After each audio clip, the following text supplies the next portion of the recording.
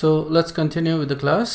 यहाँ पे we're gonna look at how to name the central metal atom या ion, उसका नाम किस तरह से लिखते। तो कॉम्प्लेक्स या तो उसमें जो मेटल होता है बेसिकली, या फिर कॉम्प्लेक्स जो होता है, that complex itself can either be cationic और न्यूट्रल और अनायनिक, ठीक है ना। मतलब कॉम्प्लेक्स के ऊपर there can be a positive charge, a negative charge, और it can be a negative ion, है ना। न्यूट्रल भी हो सकता है, sorry. So you can have positive negative charge और इट कैन बी न्यूट्रल। अगर मान लो कैटायन मतलब पॉजिटिव चार्ज या न्यूट्रल अगर है कॉम्प्लेक्स, ओके, अपना कॉम्प्लेक्स जो होता है ब्रैकेट में, ठीक है, इफ जो होल ब्रैकेट है, if it has either positive charge और no charge on the complex, then जो मेटल एटम होता है उसके लिए कोई स्पेशल नेमिंग की ज़रूरत नहीं है। You just write it as it is, okay, there is no special name that is required for it, okay. जैसा भी आता है, जैसे यू हैव लाइक कोबाल्ट, तो कोबाल्ट ही लिखोगे, तो निकल है तो निकल ही लिखोगे, ओके। लेकिन अगर नेगेटिव चार्ज आता है कॉम्प्लेक्स के ऊपर, ओके, ये कॉम्प्लेक्स है, इसके ऊपर अगर नेगेटिव चार्ज आता है तो जो नेम होता है मेटल का, दैट मस्ट एंड विथ 8, ठीक है ना। तो निकल है तो निकलेट हो जाएगा, कोबाल्ट है तो कोबाल्टेट हो जाएगा, इस तरह से, ओके। एक एग्जांपल यहाँ पे दिया है, जैसे nickel and there is a negative charge. अगर पॉजिटिव चार्ज होता या फिर न्यूट्रल होता ये कॉम्प्लेक्स, तो wouldn't have given anything, okay, इसको निकल ही लिखा रहता अपन ने। लेकिन जैसे ही इसके ऊपर नेगेटिव चार्ज आ जाता है, then you can see the name of the metal is nickelate. समझ आया ना, इट बिकम्स निकलेट। तो एंड शुड बी, तुमको सिर्फ 8 लगाना है इसमें एंड में, ठीक है ना। सो दैट इज़ द थिंग। जो लिगैंड्स है उसका नाम अपन लिखते हैं, जैसे ये साइनो लिगैंड है, ये रिमेंबर लास्ट क्लास में अपन ने देखा था। 4 है इसलिए टेट्रा साइनो लिखेंगे। उसके बाद फिर अपन लिखते हैं मेटल का कॉम्प्लेक्स का नाम, मेटल का नाम, और फिर ब्रैकेट में अपने को लिखना पड़ता है उसका ऑक्सीडेशन स्टेट रोमन न्यूमेरिकल्स में। And then since it is just an ion, we gonna write it as a ion, okay. So these are the metals और उनके name if it is an anionic complex, okay. इस तरह से अपन उनका नाम लिखेंगे। So you have cobalt, okay, so you have cobalt को लिखेंगे कोबाल्टेट, ओके। निकल को निकलेट, क्रोमियम अगर है तो उसको अपन लिखेंगे क्रोमेट।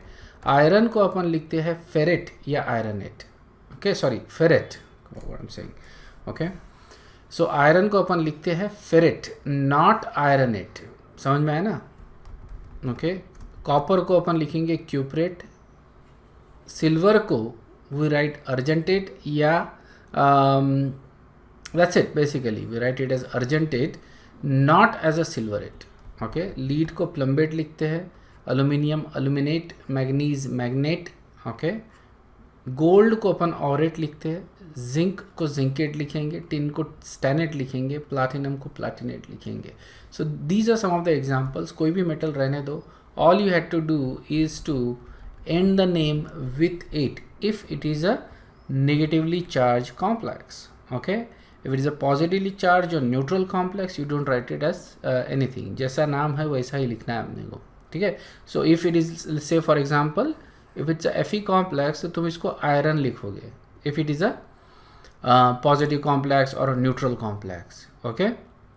समझ में आ गया ये? Is this clear? Yes, sir. Yes, sir. So these are some very simple rules basically. Examples जब तुम फॉलो करोगे, सॉल्व करोगे एग्जाम्पल्स, तो इसमें ये जो रूल्स है ये फॉलो करना है, ओके। ऑक्सीडेशन नंबर अपन हमेशा रोमन न्यूमेरिकल्स में लिखते हैं ब्रैकेट में, जैसे 1 2 3 जो भी ऑक्सीडेशन स्टेट है उसका ऑक्सीडेशन नंबर है उस मेटल का, वो अपन वहाँ पर लिखेंगे। अगर नहीं है तो कुछ भी नहीं लिखेंगे, दैट्स ऑल, ओके। जो नेम होता है कंपोनेंट्स का, okay, with in the coordination sphere, okay, मतलब कि ये, okay, this should always be continuous without any space. इसको अपन क्वांटिनम में बोल रहे हैं, दे can B return in Quantinuum. तो अगर नेम होता है, जो ब्रैकेट में जो भी चीज़ें होती है, ओके, ब्रैकेट में कौन सी चीज़ें रहेगी, एक तो मेटल रहेगा और फिर लिगैंड्स रहेंगे, इजंट इट। सो ये सब कुछ जो है अपन क्वांटिनम में लिखते हैं, कंटिन्यूअस लिखते हैं without any space, okay. So you can see here, तो यहाँ पे लिगैंड्स का नाम अपन पहले लिखेंगे, just go over this example, okay. We have we have sodium, okay, बाहर पॉजिटिव चार्ज है, मतलब ब्रैकेट के ऊपर there is going to be a negative charge, okay. So सबसे पहले अपने को क्या लिखना है फिर, positively charge species which is sodium, and then there is going to be a space, okay. और उसके बाद में अपन ब्रैकेट लिख रहे हैं which is negatively charge, okay. तो यहाँ पे दो लिगैंड्स है, okay, cyano ligand and nitrosyl ligand, ठीक है। तो इनको अपन अल्फ़ाबेटिकली लिखेंगे, साइनो और नाइट्रोसिल, ओके। सो देखो पहले साइनो लिख रहे फिर नाइट्रोसिल लिख रहे, ओके। साइनो कितने हैं 5, इसलिए पेंटा साइनो, उसके बाद नाइट्रोसिल, राइट। एंड देन एफी का नाम जो है चेंज करना पड़ेगा, क्योंकि अपना जो कॉम्प्लेक्स है दैट इज़ नेगेटिवली चार्ज, तो ये अपने आप को फेरेट करना पड़ेगा, so it becomes ferrate 3, right. तो this is what we say कि अगर ब्रैकेट में जो भी टर्म्स आते हैं लिखना है तो वहाँ पे स्पेस नहीं आता है, no matter how long it is, okay. ये चाहे कितना भी लंबा आ जाए, यहाँ पे अपन स्पेस नहीं देते, स्पेस सिर्फ एक ही रहेगा, ओके। एक जो पॉजिटिव और नेगेटिवली चार्ज स्पेसिस होते हैं उनके बीच में अपन स्पेस देते हैं, that's it, okay. Alright, review question है, what is the oxidation state of Fe in this complex. बताओ, यहाँ पे ये भी बताया मैंने कि ये NO is a nitrosyl ligand, nitrosyl ligand है, ये इसलिए बताया क्योंकि अक्सर अपने को इसके ऊपर डाउट होता है ना अपने को, राइट। चार्ज कौन सा होता है उसके ऊपर डाउट होता है, इसलिए मैंने नाइट्रोसिल बताया। So from that you should be able to calculate what the charge on NO is, and then you should calculate the oxidation state of Fe। बताओ जल्दी। तो यहाँ पे इसका सोल्यूशन देखो, जैसे ही अपन निकालते हैं ना, सो जो ब्रैकेट में टर्म्स है इसको तुम दे दो तुम्हारे ऑक्सीडेशन स्टेट x, Fe का अपने को निकालना है, उसको x दे रहे। Cn इसका -1 होता है, और NO का नाइट्रोसिल रहने के वजह से इट इज़ 0। अगर नाइट्रोसिनियम रहता तो it would have been positively charge, nitrosyl है इसलिए इसके ऊपर 0 है, ओके। और पूरे ब्रैकेट के ऊपर देर इज़ अ -3 चार्ज, क्योंकि +3 चार्ज है यहाँ पे पोटेशियम, इजंट इट। तो इस तरह से लिखेंगे अपन इसका x, ओके। 5 माइनस है बेसिकली, -1 कितने है 5, तो ये 5 माइनस हो गया, +0 इक्वल टू -3, ओके। तो x इक्वल टू कितना हो जाता है +2, सिंपल है, okay. Remember this was a very simple question, और उसके बावजूद काफ़ी लोगों ने गलत किया है इसको, so you need to rethink your strategy जो भी तुम कर रहे हो, okay. Next, writing the coordination complex formula, ठीक है। अभी अपन ने देखा नाम कैसा लिखते हैं, अभी अपन देखेंगे कि कोऑर्डिनेशन का फार्मूला अपन कैसे लिखते हैं, ओके। सो यहाँ पे मतलब again it's a very logical rule, अगर तुमको नाम लिखना आता है तो उसी तरह से कोऑर्डिनेशन फार्मूले का भी अपन लिखेंगे। बेसिकली थोड़ा सा चेंजेस होते हैं इसमें, जब अपन फार्मूला लिखते हैं there are certain rules that are different, तो वो उसके ऊपर फोकस करो। Other than that it's very simple. Complex ion should be enclosed in a bracket, ठीक है, ये कोई बताने की बात नहीं है, ऐसा ही करते हैं अपन, है ना। कॉम्प्लेक्स आयन जो होता है उसको अपन मतलब प्राइमरी जो स्फीयर होता है उसको अपन ब्रैकेट में लिखेंगे, जो भी काउंटर आयन है वो ब्रैकेट के बाहर। लिगैंड्स जो होते हैं they are placed after metal in a specific order. Ligands जो होते हैं ऑब्वियसली क्या जो ब्रैकेट लिखते हैं अपन, सो ये अपना ब्रैकेट है मान लो, ठीक है। तो सबसे पहले अपन लिखेंगे ब्रैकेट में, स्टार्टिंग पॉइंट रहेगा अपना मेटल, ठीक है, जो भी मेटल है या मेटल आयन है उसको पहले लिखेंगे, और उसके बाद अपन लिगैंड लिखते हैं। तो मान लो 2-3 लिगैंड है, जैसे L1 है, L2 है, L3 है, हो सकता है L1 रिपीट हो रहा है 2 बार, इस तरह से। So whatever we have we just write the ligands, but ये जो लिगैंड्स है उसको एक लिखने का एक ऑर्डर होता है, ठीक है ना। ये ऑर्डर समझ लो कि whenever you write the ligands, okay, और ये अपन हमेशा भूल जाते हैं rule, this rule is very important, क्योंकि ये रूल अपन हमेशा भूल जाते हैं। Negative ligands are written first, ठीक है ना। सो अगर 3 लिगैंड है तो जो भी निगेटिव लिगैंड है उसको अपन पहले लिखेंगे, अगर निगेटिव लिगैंड है तो, ओके। उसके बाद अपन न्यूट्रल लिगैंड लिखते हैं, ओके, और उसके बाद अपन पॉजिटिवली चार्ज लिगैंड लिखते हैं। ये समझ में आया क्या? नेगेटिव लिगैंड पहले, फिर न्यूट्रल, एंड उसके बाद पॉजिटिवली चार्ज लिगैंड। क्लियर है? Okay, so you have chromium, ठीक है ना, उसके बाद वी हैव लिगैंड्स। तो यहाँ पे how we write the name has nothing to do with how we write the complex. Okay, नाम को एक लिखने का एक तरीका है, उसके रूल्स है। कॉम्प्लेक्स को लिखने का एक तरीका है, उसके कुछ रूल्स है। तो ये दोनों जो रूल्स है, दीज आर सेपरेट, उसमें कन्फ्यूजन नहीं होना चाहिए, and that is where we get confuse mostly. Right, हम नाम के रूल्स बहुत अच्छे से फॉलो करते हैं कि उसके ऊपर तुमको बहुत ज़्यादा एग्जाम्पल्स मिलते हैं। Right, on the contrary writing the rules, उसके थोड़े कम एग्जाम्पल्स मिलेंगे, थोड़े कम एग्जाम्पल मिलते हैं। इसमें एग्जाम्पल्स काफ़ी मिल जाएंगे तुमको बुक में, but we don't actually remember these rules, and this particular rule is something that is forgettable. Okay, so थोड़ा ध्यान में रखना, जो भी लिगैंड है, जैसे CN लिगैंड है, it's a negative and then neutral ligand है। ओके, सो पहले अपन CN लिगैंड लिखेंगे, उसके बाद न्यूट्रल लिगैंड लिखेंगे। Okay, so that's how we write the ligand. यहाँ पे अपन कोई अल्फ़ाबेटिकल ऑर्डरिंग फॉलो नहीं कर रहे हैं, लेकिन जब नाम लिखते हैं अपन इसका, तो अपन अल्फ़ाबेटिकल ऑर्डरिंग फॉलो करते हैं। समझ में आया ना?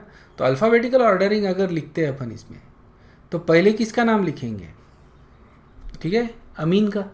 राइट, देखो CN का क्या है? साइनो, और अमीन इज़ ये जो है NH3 ग्रुप, दैट इज़ अमीन। तो यहाँ पे अपन डायमीन लिखना पड़ेगा अपने को, डबल M लिखना पड़ता है अमीन में, ठीक है ना। इस केस में जब अपन एज ए लिगैंड यूज़ करते हैं, डायमीन, टेट्रासाइनो। क्रोमियम का क्या करना पड़ेगा? चेंज करना पड़ेगा, नहीं करना पड़ेगा? करना पड़ेगा सर। करना पड़ेगा, इजंट इट? क्रोमेट हो जाएगा। तो ये क्या हो जाएगा इसका oxidation state. Okay, oxidation state कितना आ रहा है इसका? तो यहाँ पे सॉरी -4 हो गया, एंड दिस इज 0, और इसको टोटल मिला के -1 आना चाहिए, इजंट इट? तो +3 आ जाएगा। ठीक है, that is the name of the complex ion basically. ठीक है ना, यहाँ पे तुमको सिर्फ आयन लिखना पड़ेगा at the end of it, because it is ion. So ये नाम हो गया डायमीन टेट्रासाइनोक्रोमेट 3 आयन। अगर मान लो ये हो रहा है कि चार्ज सेम है लिगैंड का, मतलब चार्ज के बेसिस पे तुम उनको क्लासीफाई नहीं कर सकते। अगर मान लो 2 अलग अलग या 3 अलग अलग नेगेटिवली चार्ज लिगैंड है, या फिर न्यूट्रल लिगैंड है, जैसे कि यहाँ पे देखो 2 लिगैंड है, वाटर एंड NH3, 2 लिगैंड है, इजंट इट? और दोनों न्यूट्रल है।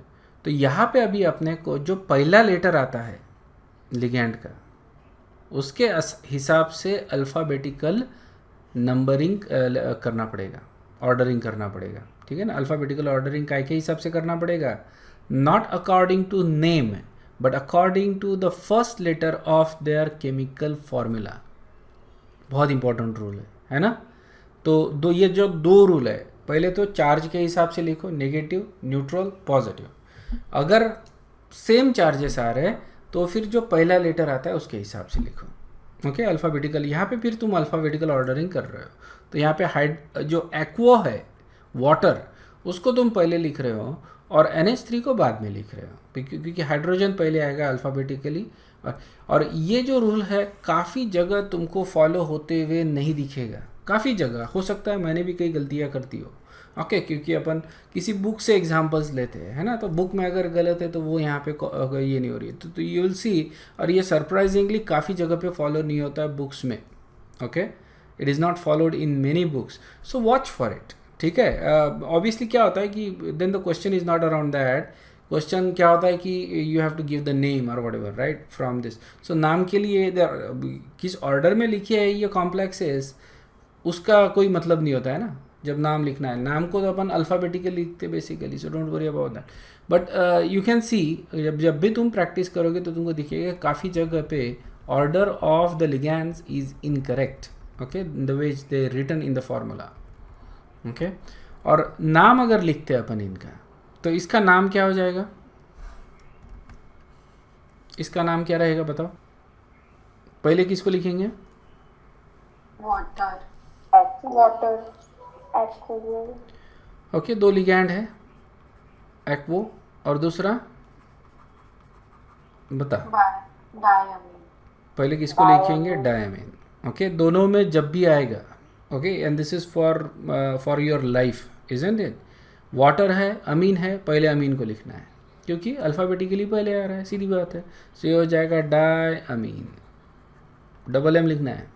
उसके बाद एक्वो, उसके बाद प्लैटिनम प्लैटिनेट लिखेंगे।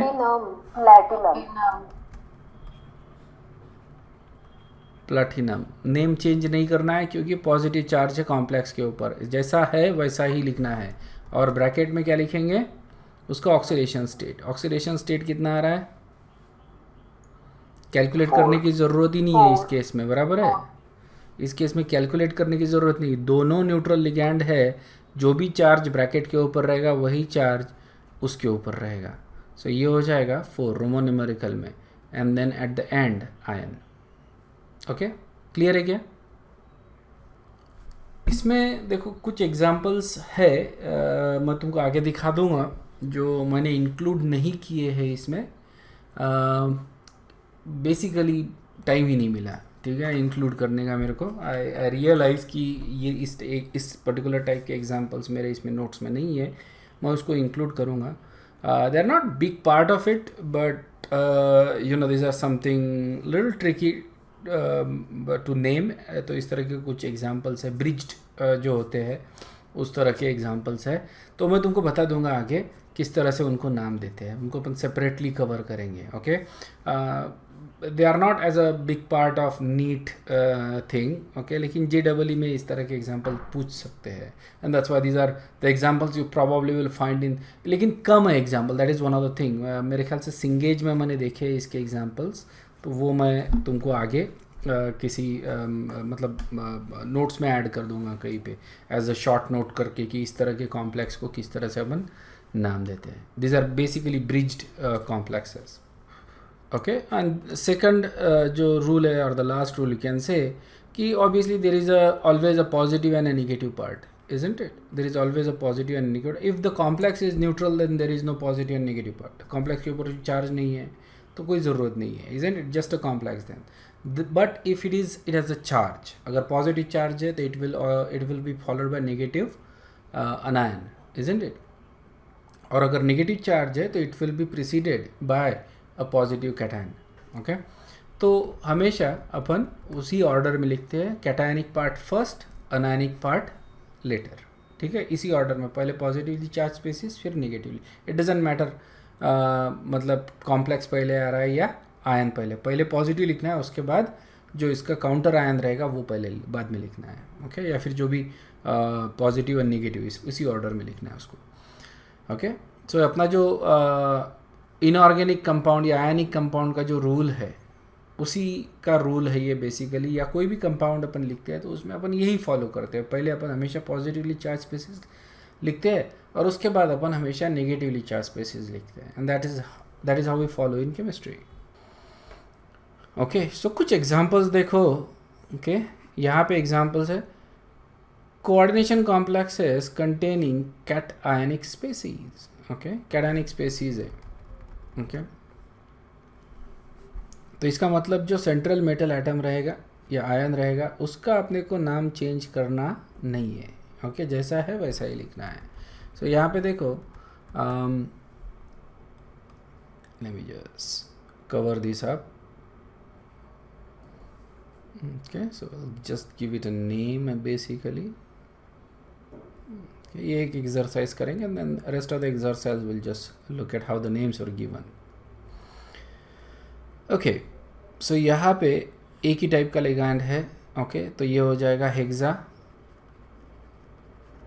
एक्वो, ये हेक्सा एक्वो, ठीक है, hexa aquo, sorry hexa amine है ना, तो ये हो जाएगा hexa amine. Okay, then platinum and then इसके ऊपर जो रहेगा charge +4, okay, and then chloride, ठीक है, दैट्स इट। जो नेगेटिवली चार्ज स्पेसिस है उसको अपन आइड में लिखते हैं, रिमेंबर, ओके, उसका नाम चेंज करते हैं। यहाँ पे अलग अलग लिगैंड्स हैं, ओके, इनका नाम कैसा लिखेंगे अभी? सो यहाँ पे क्लोरो एक्वो अमीन, तो पहले किसको लिखेंगे? क्लोरो अमीन अमीन अल्फ़ाबेटिकली, रिमेंबर अमीन टेट्रा अमीन, ठीक है। उसके बाद एक्वो, उसके बाद क्लोरो, उसके बाद यहाँ पे ये पॉजिटिव चार्ज रहने की वजह से सीधा सीधा कोबाल्ट,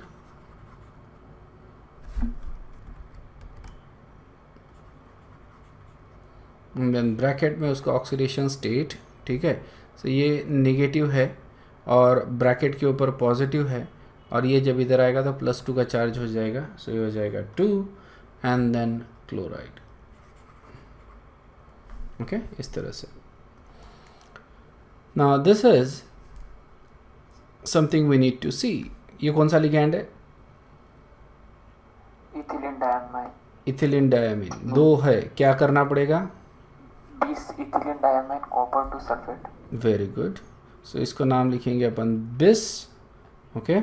उसके बाद ब्रैकेट में ethylene diamine, okay, ethylene diamine. उसके बाद copper two sulphate, alright.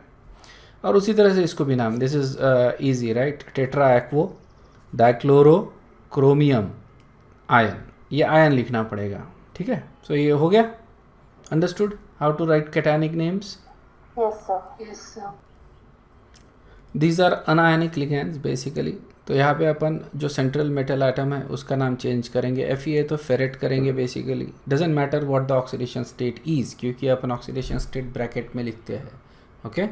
And chromium ये हो जाएगा क्रोमेट, ओके। सो यहाँ पे नाम लिखते समय पहले अपन लिखेंगे पोटेशियम, उसके बाद स्पेस एंड उसके बाद लिगैंड हेक्सासाइनो फेरेट 2, ओके। इसको अपन बोलते हैं potassium ferrocyanide, potassium ferrocyanide. Potassium ferrocyanide में आयरन का ऑक्सीडेशन स्टेट क्या है?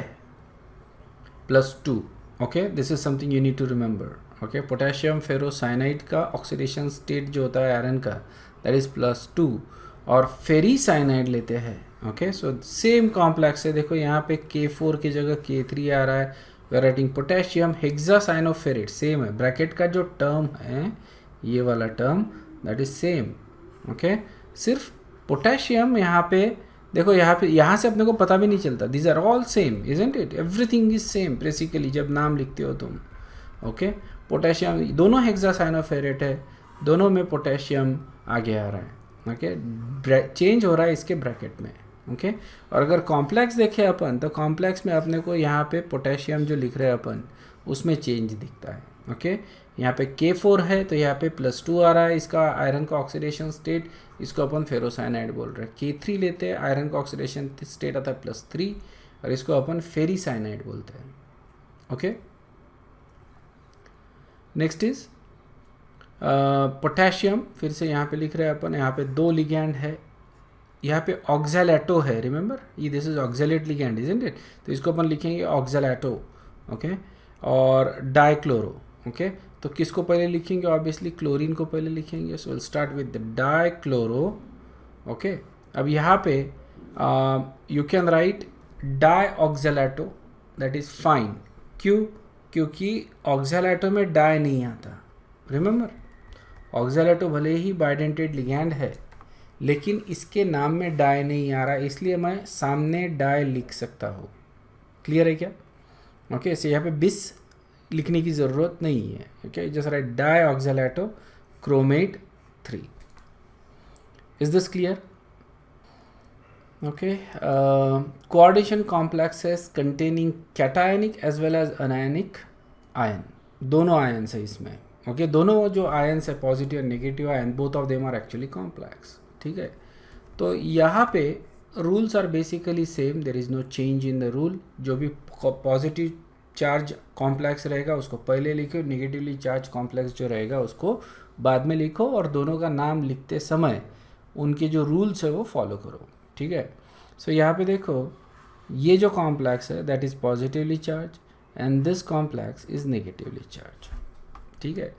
ऑब्वियसली जितना पॉजिटिव चार्ज रहेगा उतना ही नेगेटिव चार्ज रहेगा। So this is basically going to be +3 इसके इस ब्रैकेट के ऊपर पहले वाले एंड देन सेकंड वाले ब्रैकेट के ऊपर -3, ओके। सो इससे अपन ऑक्सीडेशन स्टेट निकाल लेंगे, this is +3 and this is also +3, दोनों का ऑक्सीडेशन स्टेट +3 आ रहा है, ओके। लेकिन नाम जो चेंज करेंगे अपन वो नेगेटिव कॉम्प्लेक्स आयन का ही नाम चेंज करेंगे मेटल का, ओके। समझ में आ रहा है ना। सो यहाँ पे पहला जो कॉम्प्लेक्स है उसमें लिखेंगे हेक्साअमीन लिख लिया, उसके बाद ये क्रोमियम, ओके, उसके बाद +3 इसका oxidation state, okay, then space. देखो पॉजिटिव और नेगेटिव के बीच में we need to give a space, okay. So this is +3, this is -3, okay.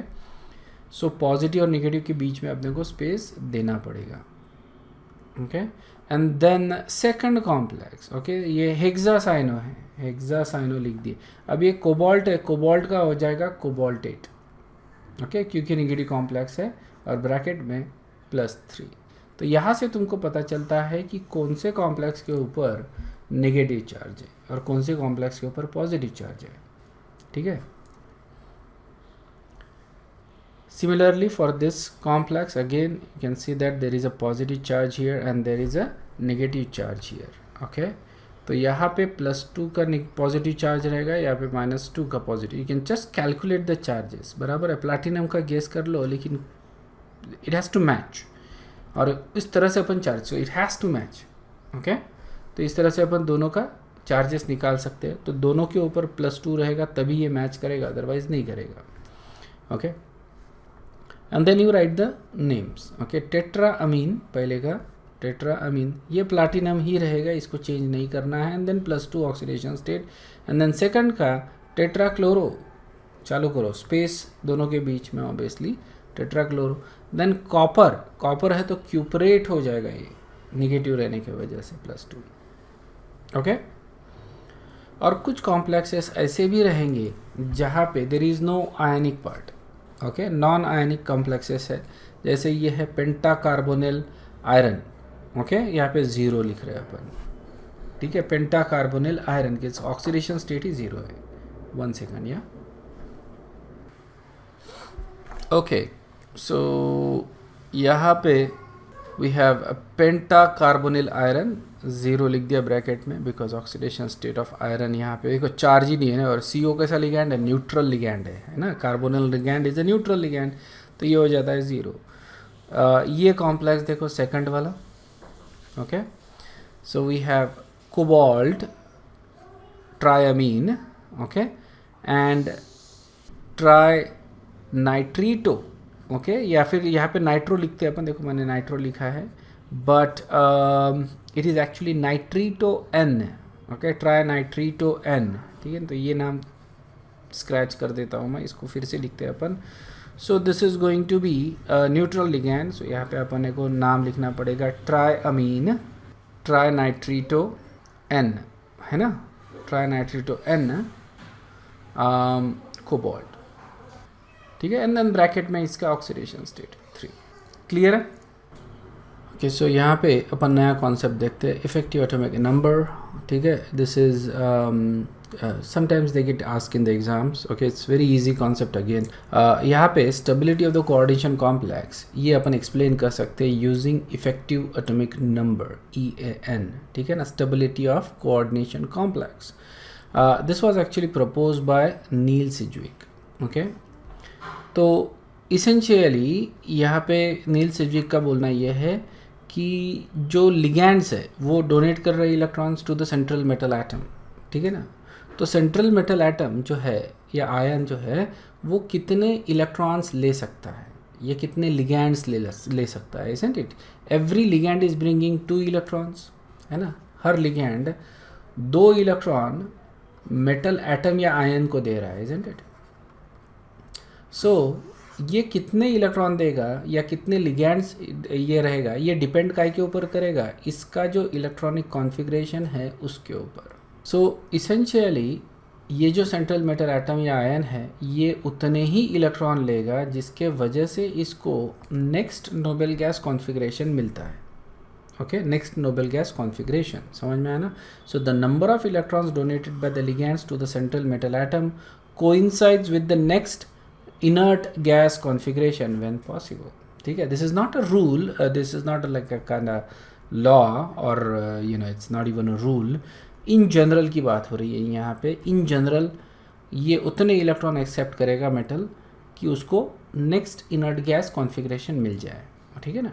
इसी को अपन क्या बोल रहे हैं फिर 18 इलेक्ट्रॉन रूल. बेसिकली इसके क्योंकि डी ब्लॉक के इलेक्ट्रॉन एस और पी ये मिला के टोटल हो जाने चाहिए 18 electrons in general. Okay, there are many exceptions to this rule, लेकिन इन जनरल इट एक्सेप्ट्स कि एक हाथ कभी कभी एक हाथ दो इलेक्ट्रॉन की कमी या ज़्यादा भी हो सकता है. ज़्यादा तो नहीं होते basically. Isn't you can not have more than 18 electron in s d and p, है ना. इसी ऑर्डर में अपन जा रहे हैं. मोर देन 18 नहीं हो सकते, but you can actually have less than 18 in the valence shell. So that is the thing. Okay, so इसको अपन 18 इलेक्ट्रॉन रूल बोल रहे हैं. ओके, या फिर EAN बोलते हैं, इजंट इट. तो इसने नील सिजविक ने प्रपोज किया था. Okay, so a stable complex is obtained when the sum of total electrons in the outermost orbit.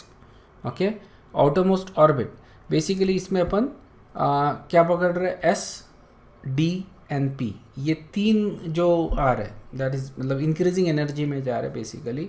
और यू कैन से D and S and P. ठीक है. सो ये जो इलेक्ट्रॉन्स आ रहे हैं दैट शुड बी टोटल 18. तो ये कॉम्प्लेक्स स्टेबल रहता है इन जनरल. और it can B little less than 18 also, that is also stability, but in general देखा गया है कि जब 18 इलेक्ट्रॉन्स आते हैं तो ये स्टेबल होता है. That is the reason why it doesn't accept like iron 8 ligands नहीं एक्सेप्ट कर सकता. ऑब्वियसली ज्योमेट्रिकल प्रॉब्लम भी होता है. जो 8 इलेक्ट्रॉन मतलब 8 लिगैंड बैठ नहीं सकते. ओके, आयरन 6 बैठ सकते, इसलिए भी हो सकता है. बट इन जनरल देखो 4 फिर 4 क्यों नहीं लेता या 5 ही क्यों नहीं लेता. ओके, तो 5 वाला भी होता है, राइट. मतलब यू कैन हैव पेंटाकार्बोनिल आयरन वाला कॉम्प्लेक्स अपन ने थोड़ी देर पहले देखा था. सो दैट इज़ ऑल्सो पॉसिबल. लेकिन फिर हर केस में 5 क्यों नहीं ले रहा है. The reason for that is it wants to coincides with the next inert gas configuration whenever possible. Okay, and that's why it is accepting some fixed number of ligands so that it gets to that 18 electron rule. Okay. Alright, EN also explains the coordination number of the central metal atom. बराबर है ना. तो यहाँ से अपने को पता चलता है कि किसी भी मेटल का ये स्पेसिफिक कोऑर्डिनेशन क्यों है. ओके, कोऑर्डिनेशन नंबर क्यों है. ऑलराइट, सो ये अपने को इस रूल से पता चलता है. तो कुछ एग्जांपल्स देखते हैं इसके. ओके, इस तरह से अपन निकालेंगे EAN. ठीक है. Z is the atomic number of the metal atom minus उसका जो ऑक्सीडेशन स्टेट है. ठीक है ना. तो ये बच गए उसके पास इलेक्ट्रॉन, लेफ्ट और इलेक्ट्रॉन हो गई है, plus ligands. Okay, coordination number.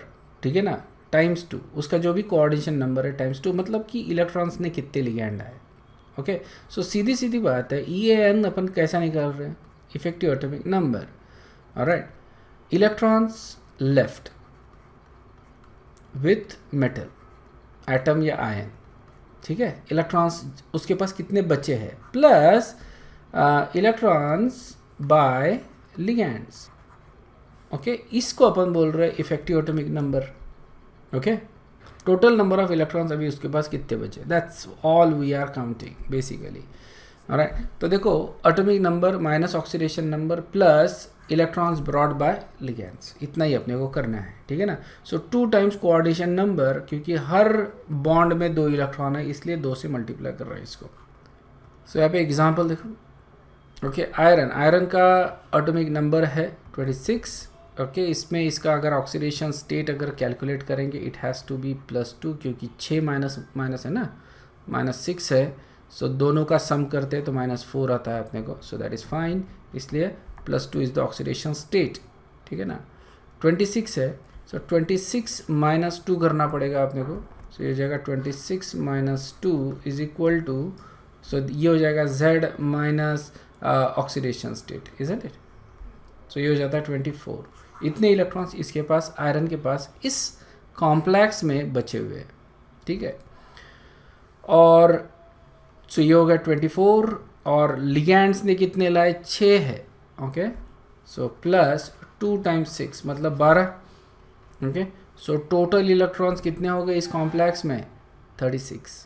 समझ में ना, इस कॉम्प्लेक्स का जो सेंट्रल मेटल एटम है उसमें जो आयरन है उसके पास अब टोटल 36 इलेक्ट्रॉन्स बचे हैं, which is nothing but an electronic configuration of krypton, which is the next noble gas configuration, isn't it? No, next inert gas आ रहा है उसी पीरियड में, isn't it? सो इसेंशियली मतलब फोर्थ पीरियड की बात कर रहे हैं अपन, है ना, helium, neon, argon and then krypton. Fourth period में अपने को कौन सा मिल रहा है, क्रिप्टॉन। क्लियर है? So basically we get the next inert gas configuration, okay. So यहाँ पे आउटर मोस्ट शेल में अगर देखते हैं आउटर मोस्ट शेल में इलेक्ट्रॉन्स, तो ये तो 2 चले गए, 6 बचे हैं। आयरन के +2 में कितने बचे रहेंगे, 6। सो 6 इलेक्ट्रॉन्स बचे।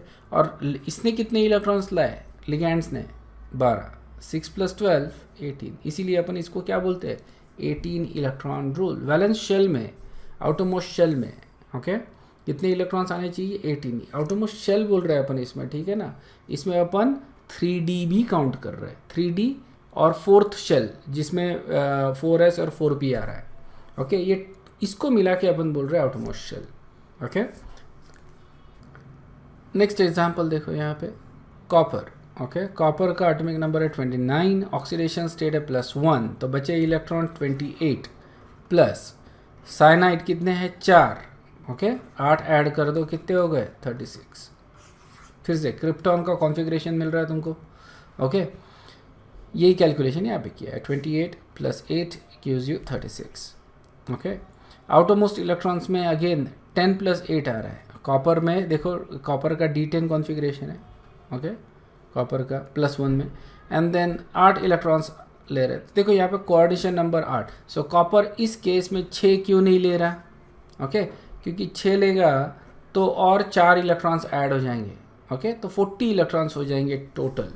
That is simply not possible, it doesn't have an orbital. समझ में आ रहा है ना, ये और एक एक्स्ट्रा इलेक्ट्रॉन नहीं ले सकता इस केस में, it doesn't have an orbital to accept an electron, क्योंकि देखो 4s कंप्लीट है ना, 4s भी कंप्लीट हो गया, 3D भी कंप्लीटली फिल्ड है, और उसके बाद जा रहा है 4p, वो भी कंप्लीटली फिल्ड हो गया, देयर इज नो स्पेस, तो it can maximum take 4 electrons. Coordination number पता चल रहा है अपने को, okay, and that complex is going to be the stable complex, okay. अब इससे कम लेता है वो, तो ऑब्वियसली बॉन्ड एनर्जी डिक्रीज हो जाएगी, कम लेगा तो, isn't it? Number of bonds it's forming is less, so it's not going to be stable from that point of view, okay, क्योंकि इसमें अभी 34 ही इलेक्ट्रॉन्स रहेंगे, ओके, 34 ही इलेक्ट्रॉन्स रहेंगे, and so that is not going to be stable according to this rule.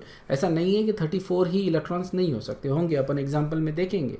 There are many examples जहाँ पे 36 से कम इलेक्ट्रॉन्स होते हैं, okay, but in this particular case it is accepting exactly 4 ligands, क्योंकि it goes to 36 electrons. Krypton का configuration मिल जाता है इसको, okay, so this is some of the examples you can see. Just go over these examples, I'm not going to go over all of them, but it's just exceptions जो है, जैसे ये देखो iron, okay, 26 complex देख रहे हैं अपन, ये वाला, so that is the complex we're looking at, okay। अब यहाँ पे ऑक्सीडेशन स्टेट अगर निकालते हैं अपन इसका, so ये होगा +3 है, इसका मतलब इसके पास कितने इलेक्ट्रॉन्स है, 26 - 3 मतलब कितने हो गए, 23, ओके। और लिगैंड्स ने कितने लाए, okay, times 12, sorry +12, isn't it? तो टोटल कितने हो गए, 35, या that is what we see, okay. Oxidation number 3 है, ओके, मतलब 23 इलेक्ट्रॉन्स बचे हुए अभी आयरन के पास इन +3 ऑक्सीडेशन स्टेट, और 6 लिगैंड्स है, उन्होंने 12 इलेक्ट्रॉन्स लाए, टोटल 35 इलेक्ट्रॉन्स हो रहा है, एक्सेप्शन है, ठीक है। Aluminium also forms a complex जिसमें इसका इफेक्टिव एटॉमिक नंबर 22 आ रहा है। देखो यहाँ पे अपन इफेक्टिव एटॉमिक नंबर बोल रहे हैं because that is the atomic number, या that is the number of electrons it is actually getting, isn't it? Atomic number तो इसका जो है वो है, but after gaining the electrons, all the electrons, जो टोटल नंबर रिजल्ट होता है उसको अपन बोल रहे हैं effective atomic number. And in many cases you can see that it does coincide with the next noble gas configuration. Okay, last वाले example देखो, जीनॉन है, रेडॉन है. सो हेवी वाले जो नोबल गैसेस है उनका इलेक्ट्रॉनिक कॉन्फ़िगरेशन यहाँ पे आ रहा है. ओके, सो पैलेडियम देखो. ओके, सो यहाँ पे इसका जो कॉन्फ़िगरेशन आता है पैलेडियम का, ये सेंट्रल आइटम का D10 है basically. Okay, it's a D10 configuration, ध्यान में रखना. डी ब्लॉक में अपन ने देखा था. And then you have this complex. ठीक है, सो यहाँ पे ऑक्सीडेशन स्टेट इसका +4 आ रहा है, मतलब कि 46 माइनस 4 कितना आ जाएगा, 42. ओके, सो ये हो जाता है 42, यहाँ पे लिखता हूँ 42. ओके, और वाटर 6 है, तो यहाँ पे अपने को कितने इलेक्ट्रॉन्स ऐड करने पड़ेंगे, 12. तो कितने हो रहे, 54, विच is nothing but a xenon configuration. इसी तरह से अपने को प्लाटिनम में रेडॉन का कॉन्फ़िगरेशन मिल रहा है. Is this understood? I want you to completely go over the list, solve this, get used to it. Okay? Here is a review question. What is the IPAC name of this complex? Okay, so let's move on. तो यहाँ पे इसका solution ये है कि obviously there is a 5-amine and 1-chloro. ठीक है, obviously you can see यहाँ पे जो order में लिखा है सही है कि गलत है. इस order में लिखे है गलत है ना, पहले क्लोरीन लिखा है ना, उसके बाद NH3 होना चाहिए था. ठीक है, तो इस तरह की गलतियाँ अगर आइडेंटिफाई कर लेते तो you can actually learn much more. Okay, but this is obviously it is written incorrectly, यानी ये तुमको हर जगह दिखेगा basically, because I don't think when we write the complexes है ना we actually follow the rules ourselves. लेकिन exam के लिए तुमको ये ध्यान में रखना पड़ेगा. Okay, so I don't think I paid attention much to the order of it.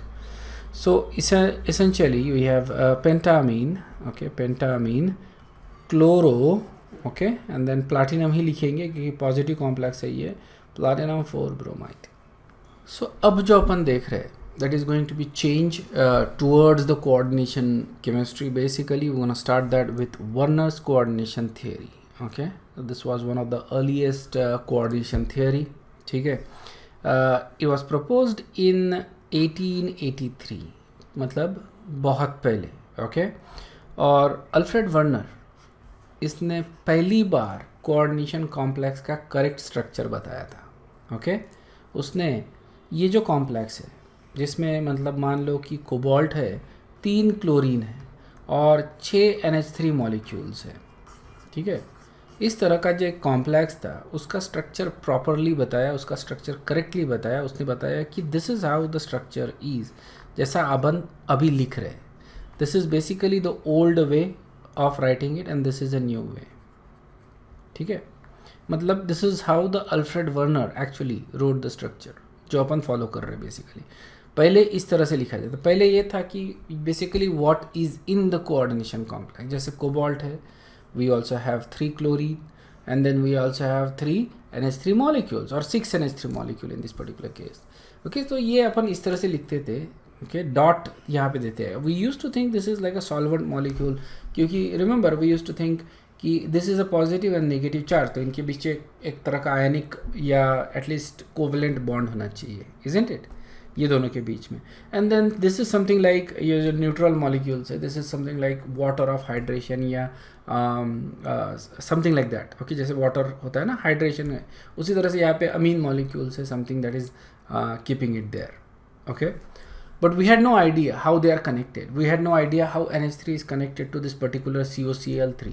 We had no idea कि Cl का bond CO के साथ कैसा है, is it ionic or is it covalent. We had no idea. Okay, हम लोग इसको इस तरह से लिखते थे. Okay, and we are confused about it. Basically, Alfred Werner ने फर्स्ट टाइम इसका करेक्ट स्ट्रक्चर बताया ये, और उसने एक्सप्लेन किया कि ये किस तरह से बनता है, बेसिकली बॉन्डिंग कैसी है. Okay, for this discovery, okay, Alfred Werner actually received a Nobel Prize for his work in 1913. Remember, this is one of the earliest Nobel Prize in chemistry. Okay, one of the earliest. Before Werner, हम लोग cobalt का ये जो complex था उसको इसी तरह से लिखते थे, ओके, और हमको उसकी कनेक्टिविटी या उसका नेचर इसके बारे में कोई भी इंफॉर्मेशन नहीं थी, ओके।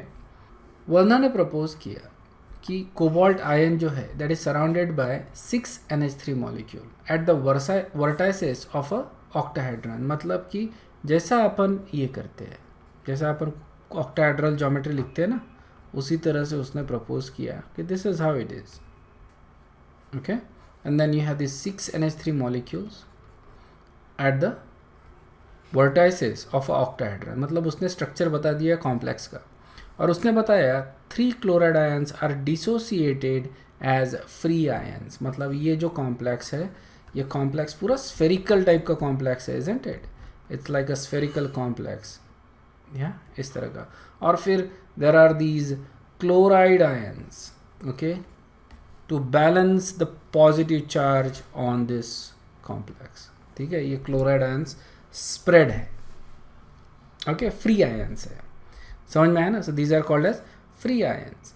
तो ये बेसिकली अगर ये तुमको मतलब समझ में आ जाए ना किस तरह से उसने ये किया था, तो काफ़ी कोऑर्डिनेशन केमिस्ट्री तुमको ऐसे ही समझ में आ जाती, समझ में, मतलब जो रिएक्शंस है इसके और वो सब कुछ वो आसानी से समझ में आ जाएंगे, और स्ट्रक्चर भी तुमको अच्छे से समझ में आ जाएगा। So question is how he decided this, how he proposed that this is actually the structure of coordination complex, समझ में आया। So this is what we need to know, और यहाँ से अपने को काफ़ी सारे आंसर्स मिल जाते हैं। उसने ये जो प्रपोज किया, this was confirmed by measuring conductivity of the compound in aqueous solution। उसने क्या किए कि अलग अलग कॉम्प्लेक्सेस बनाए that basically had general formula same था, जैसे कोबाल्ट है, क्लोरीन है, अमीन है, ठीक है। तो इनको लेके अलग अलग कॉम्प्लेक्सेस बनाए और फिर उनकी कंडक्टिविटी स्टडीज़ की। Not only just conductivity studies, they he also did precipitation studies, okay. जैसे अपने को मालूम है अगर कहीं पे क्लोराइड आयन है और मैं इसको अगर AgNO3 के साथ रिएक्ट करता हूँ तो क्या मिलेगा मेरे को, ये एक्यूअस है, दिस इज ऑल्सो एक्यूअस। AgNO3 के साथ अगर रिएक्ट करता हो तो I get AgCl precipitate, yes हो ना, ये AgCl प्रेसिपिटेट मिलता है वाइट, ओके। सो ये कितना मिलता है ये अपन क्वांटिटेटिवली मेजर कर सकते हैं, isn't it? And we can basically calculate कि इसमें ये फ्री आयंस कितने हैं, isn't it? तो ये कितना मिलता है, that basically depends upon how many free ions are there if this is in excess, okay, AgNO3 is in excess, तो कितना AgCl मिलेगा that will be decided by how many free chloride ions are there।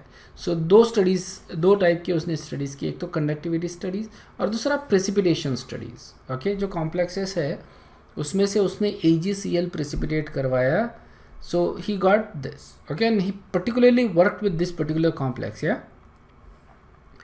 So chloride ions free रहने की वजह से they can be precipitated by Ag ions as AgCl, and कितने AgCl form होंगे, the number of AgCl form depend upon the number of free chloride ions, okay.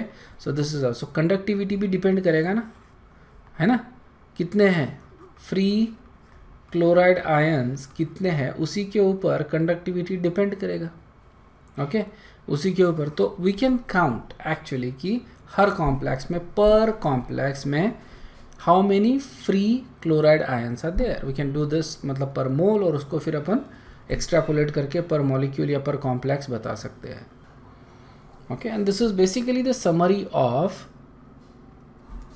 Werner's theory, ठीक है ना। According to Werner theory, okay, every element exhibit 2 types of valencies. कौन सी 2 type की valencies होती है हर element के लिए, एक होती है प्राइमरी वैलेंसी, दूसरी होती है सेकेंडरी वैलेंसी, ठीक है ना। फॉर एवरी एलिमेंट, मतलब हर कॉम्प्लेक्स की बात कर रहे हैं अपन, एलिमेंट जब बोल रहे हैं अपन, for every complex there are 2 types of valencies, ठीक है ना, primary valency as well as secondary valency. ये दोनों वैलेंसीज जो है that is related to the central metal atom, okay, they are related to central metal atom, primary and secondary valency, alright.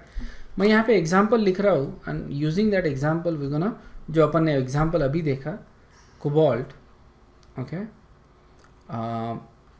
NH3/6 and Cl3। Okay, ये हो गया। और दूसरा ऐसा भी लिख सकता हूँ मैं इसको, और CONH, इसमें से कुछ कर सकता हूँ मैं, जैसे NH4 सॉरी NH3/4 और यहाँ पे Cl2 लिख रहा हूँ और बाहर एक Cl है, ठीक है।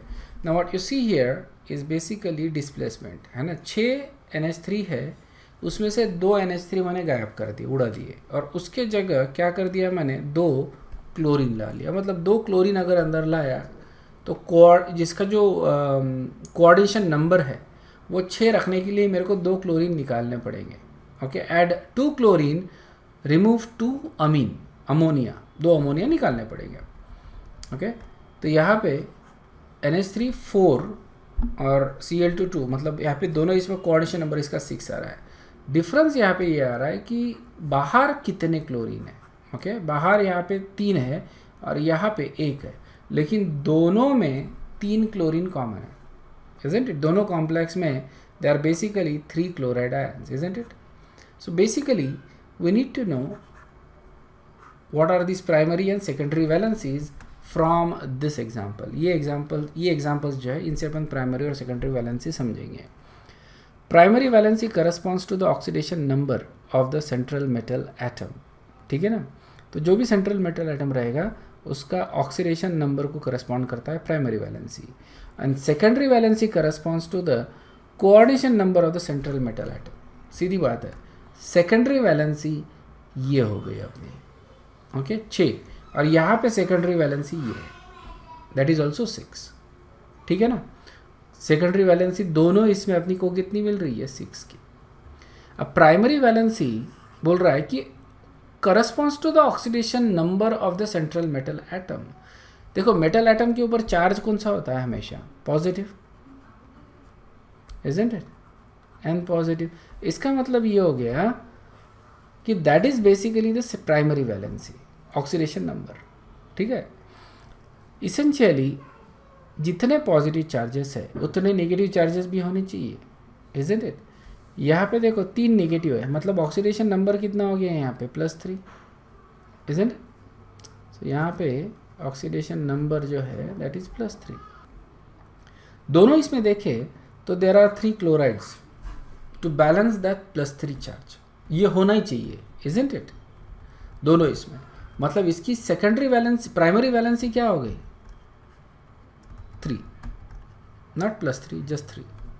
समझ में आया क्या? सेकेंडरी वैलेंसी 6 की है, प्राइमरी वैलेंसी 3 की है। प्राइमरी वैलेंसी कौन सेटिस्फाई कर रहा है यहाँ पे, क्लोराइन, बराबर है।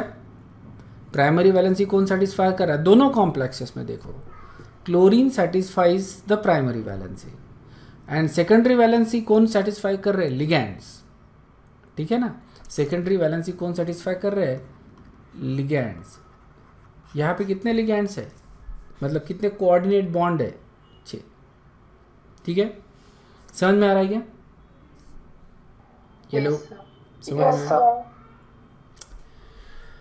So every complex must satisfy both the valency, ध्यान में आया ना। तो यू हैव प्राइमरी वैलेंसी यहाँ पे 3 की है, मतलब कि यू नीड 3 नेगेटिव आयंस या 3 नेगेटिव चार्जेस, ठीक है।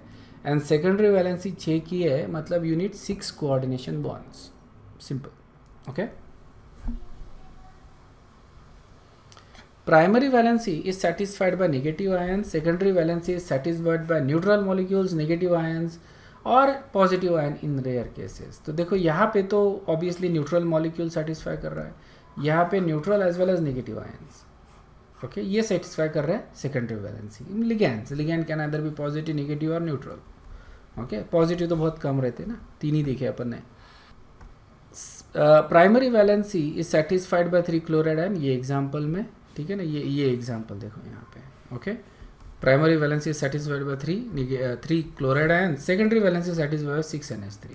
ये एग्जाम्पल में अगर देखते हैं तो प्राइमरी वैलेंसी कितने से सेटिस्फाई हो रही है, 1 सल्फेट आयन, कितने नेगेटिव चार्जेस है इसके ऊपर, 2, तो प्राइमरी वैलेंसी कितने की होगी, 2 की, समझ में आया ना, 2 नेगेटिव चार्जेस है तो वो हो रहा है बेसिकली, इसका oxidation state is also +2. Okay, so दोनों मैच हो रहे हैं, इसलिए primary valency is 2. Secondary valency is again satisfied by ligands. Okay, so secondary valency satisfied by 4 NH3 and 2 water molecules. तो secondary valency कितनी है? 6 की. primary valency 2 की. okay, primary valency is also called as principal ionizable or ionic valency. क्या बोलते हैं इसको? मतलब ये जो क्लोरीन वाली जो वैलेंसी है, निगेटिवली चार्ज आयन की जो वैलेंसी है, इसको अपन क्या बोल रहे हैं? प्राइमरी वैलेंसी, आयनाइजेबल वैलेंसी या आयनिक वैलेंसी. आयनाइजेबल क्यों बोलेंगे इसको? क्योंकि अगर मान लो मैंने ये कॉम्प्लेक्स पानी में डाल दिया, ओके, तो what will I get? 3 positive and 3 Cl- ion, बराबर है. मेरे को इस तरह के आयन्स मिलेंगे. तो प्राइमरी वैलेंसी आयनाइज हो रही है ना, सेकेंडरी वैलेंसी आयनाइज हो रही है क्या? नहीं, राइट. इसलिए प्राइमरी वैलेंसी को क्या बोलेंगे अपन? Ionizable valency. Okay, secondary valency कैसी है? नॉन आयनिक या नॉन आयनाइजेबल वैलेंसी. क्लियर है?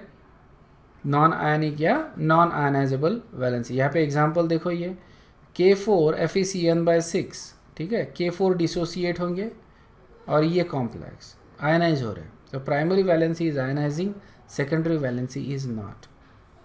सो प्राइमरी वैलेंसी है इज ये जो है, ये अपन डॉटेड लाइन से दिखाते हैं बेसिकली. जैसे ये है, ये स्ट्रक्चर दिखा रहा है, ठीक है, this is actually the complex.